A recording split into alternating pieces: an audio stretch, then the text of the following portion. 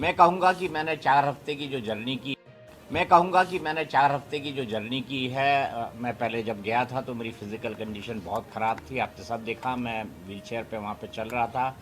15 दिन हुए थे, मुझे हिप रिप्लेसमेंट सर्जरी हुई थी। बहुत डबल माइंडेड था। डॉक्टर्स ने कहा जाना चाहिए, नहीं जाना चाहिए, लेकिन उसके बाद भी मैंने जाने का निर्णय किया। मैं थैंक यू कहना चाहूँगा मेकर्स को, जियो सिनेमा को, एंडे मॉल को, जिन्होंने वाईकॉम 18 को, जिन्होंने मेरी मदद की वहाँ पर। और जब मैं घर में गया तो मुझे ऐसा लग रहा था शायद मैं 2 दिन रहूं, हफ्ते भर रहूं, लेकिन 4 हफ्ते वहाँ पर बिता के आया हूँ।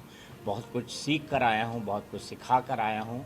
उम्मीद है कि जो सिखाया है मेरी सीख लोग याद रखें, अपने अनुभव, मेरे अनुभव का इस्तेमाल करें, और जो मैंने सीखा है वाकई में उसे मैं ज़िंदगी भर याद रखूँगा।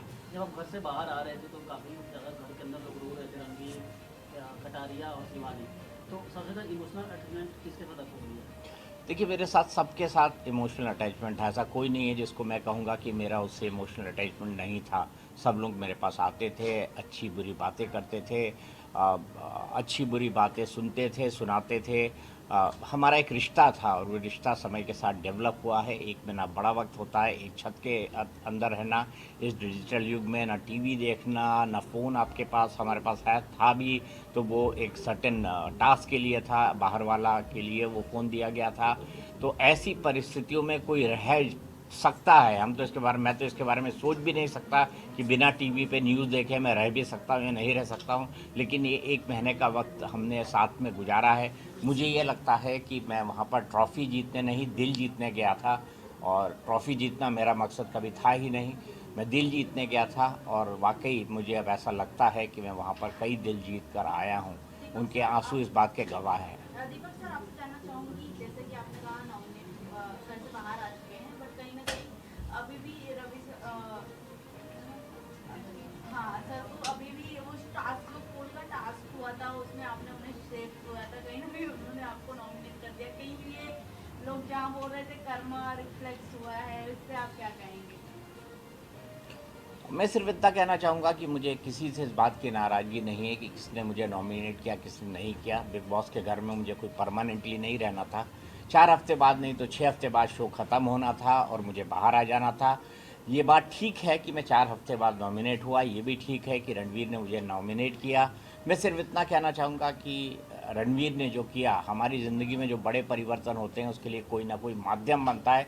रणवीर भी मेरे लिए माध्यम बने, इससे ज़्यादा मैं उसके बारे में कुछ नहीं सोचता। हाँ, अगर कोई कर्मा की बात कहता है तो मैं कहूँगा कि ये मेरे अच्छे कर्म हैं कि मैं इस विपरीत हालात में भी बिना किसी बड़ी मुसीबत के बिग बॉस में एक महत्वपूर्ण महीने बिता कर आया हूँ, और मैंने वहाँ से काफ़ी कुछ सीखा है। अदनान सर जब आपसे अदनान बदतमीजी से बात किए थे तो आपको कितना हर्ट हुआ था उस टाइम? मैं इस लायक उनको नहीं समझता कि उनके बारे में किसी तरह की कोई टिप्पणी करूँ। क्या बात है सर, अकॉर्डिंग टू यू सबसे स्ट्रॉन्ग कंटेस्टेंट्स कौन लगते हैं इस समय बिग बॉस हाउस में? मेरे ख्याल से बिग बॉस के घर में इस वक्त जितने भी लोग बचे हैं वो लोग बड़े काबिल हैं। जो अच्छा खेलेगा वो जीतेगा, और मुझे लगता है सभी इस काबिल है। अगर कोई हारेगा और जीतेगा भी तो उन दोनों का फासला बेहद कम होगा। सर आपने रिश्तों की बात की, कहीं ना कहीं वही आपके बाहर आने का कारण नहीं बना, तो कहीं आपको नहीं ऐसा लगता कि आपकी जर्नी जो 4 हफ्तों की रही है वो और लंबी हो सकती थी, बिकॉज आपको चाहने वाले काफ़ी लोग थे, बट रिश्तों ने आपको डुबा दिया? क्या फ़र्क पड़ता है सर, कोई ना कोई तो किसी को डुबोता है। देखिए, ज़िंदगी में जो है, ये जो यहाँ लिखा होता है इसको कोई नहीं बदल पाता, होनी को कोई नहीं बदल सकता। मेरी माँ कहा करती थी कि सामान 100 बरस का, पल की खबर नहीं। मतलब ये प्लान फॉर 100 ईयर्स, हम अपनी ज़िंदगी 100 साल के हिसाब से प्लान करते हैं कि 20 साल में ये करूँगा, 30 साल में ये करूँगा, 40 में ये करूँगा, 50 में ये करूँगा।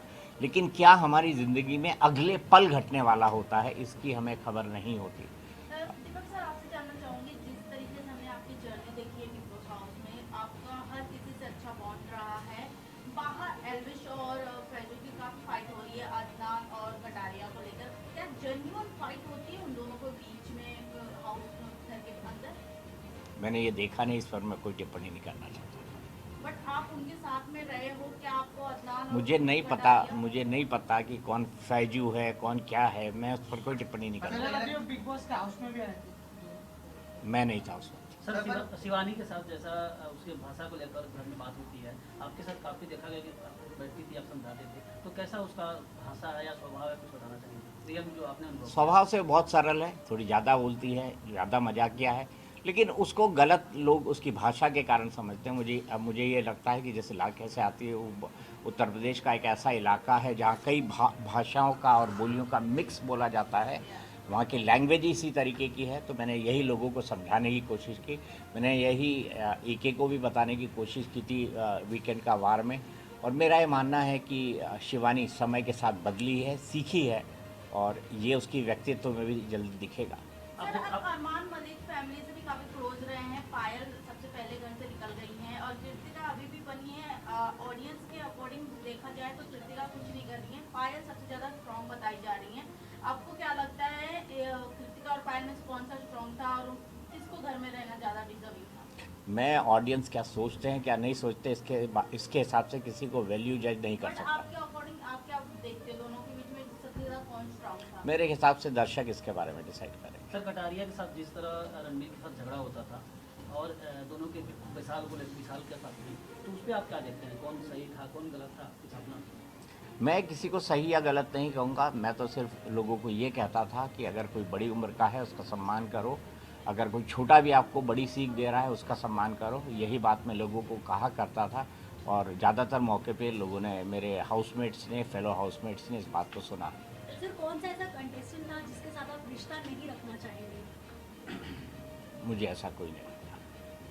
अदनान ने जिस तरह से आपके साथ बिहेव किया, क्या उसके बाद भी आपका सारा गिला शिकवा आप भूल जाएंगे? मैं कमेंट कर चुका हूँ कि इसके बारे में कुछ नहीं करना चाहता। सर, क्या आपको ऐसा लगता है कि इस सीजन जो बिग बॉस का जा रहा है वो उसकी क्लैरिटी काफी लो जा रही है, इसकी वजह से बार बार वाइल्ड कार्ड एंट्रीज लानी पड़ रही है, कभी आयुष को बुला रहे, कभी फैजू को बुला रहे, फेक कंट्रोवर्सी क्रिएट कर रहे हैं? यार, OTT की TRP कहाँ आती है मेरे भाई, शब्द तो सही सोचो। आपने कहा था कि शिवानी से मिलने जाएंगे उसके घर, तो आप जाऊँगा, बिल्कुल जाऊँगा। सर, बिग बॉस के बाद आपने मतलब आपके लाइफ में मतलब अभी क्या चेंजेस आए, आप इसके बारे में क्या कहना चाहोगे, या क्या चेंजेस आ सकते हैं, आपको क्या लगता है इसके बारे में? एक दिन में तो मुझे कोई चेंज नहीं दिखा। सर, आपने वेट कितना लूज किया? क्योंकि बिग बॉस इसीलिए जाना जाता है कि लोग अंदर जाने के बाद वेट तो जरूर लूज कर लेते 4-5 किलो। अभी मैं अपने जो वेट स्केल है उस पर चढ़ा नहीं हूँ, लेकिन वेट मैंने जरूर लूज़ किया। सर, आप घर के अंदर थे तो आप फिजिकली फिट नहीं थे, तो कितनी परेशानी हुई आपको और कौन से लोग जो आपको सबसे ज़्यादा हेल्प किया? मुझे हर इंसान ने मदद की जो उस घर के अंदर था, चाहे वो मुझसे बात करता हो, ना करता हो, मुझे पसंद करता हो, नापसंद करता हो, हर इंसान ने मेरी मदद की है, किसी न किसी रूप में मदद की है, और मैं सबका बहुत तहे दिल से धन्यवाद करता हूँ। Okay, thank you. Sir, top 3 में कौन हो सकता है आपके हिसाब से?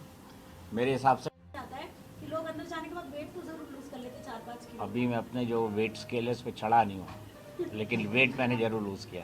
सर, आप घर के अंदर थे तो आप फिजिकली फिट नहीं थे, तो कितनी परेशानी हुई आपको और कौन से लोग जो आपको सबसे ज़्यादा हेल्प किया? मुझे हर इंसान ने मदद की जो उस घर के अंदर था, चाहे वो मुझसे बात करता हो, ना करता हो, मुझे पसंद करता हो, नापसंद करता हो, हर इंसान ने मेरी मदद की है, किसी न किसी रूप में मदद की है, और मैं सबका बहुत तहे दिल से धन्यवाद करता हूँ। Okay, thank you. Sir, top 3 में कौन हो सकता है आपके हिसाब से? मेरे हिसाब से टॉप 3 में मैं खुद हूँ। तारा। Thank you.